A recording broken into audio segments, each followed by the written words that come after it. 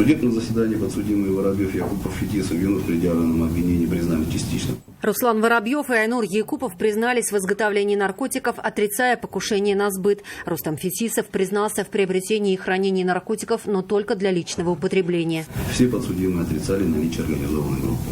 Как установили следователи, Руслан Воробьев задолжал Рустему Фетисову деньги, отдавал долг, работая закладчиком. Позже решил сам производить наркотики. В интернете нашел человека, который помог с оборудованием, химикатами и рецептурой.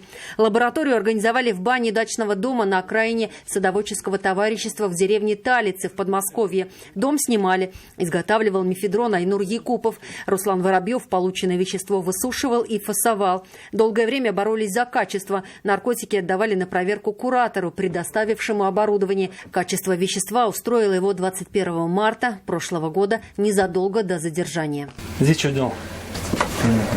Химиком? Что производил? Не знаю, он А? по рецепту варил. Что варил? Не надо знать. Вещество как называется?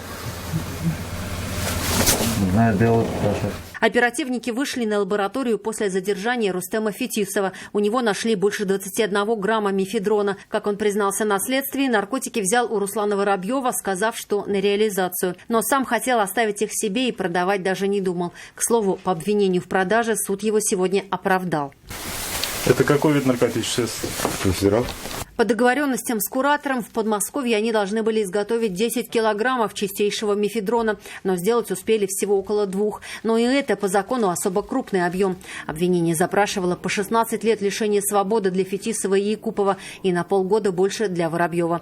Суд, приняв во внимание мнение всех сторон, приговорил Рустема Фетисова к 9 годам, Руслана Воробьева к 16, а Айнура Якупова к 15 годам лишения свободы. Все в колонии строгого режима. Юлия Гоголева, Данил Филатов, вызов 112.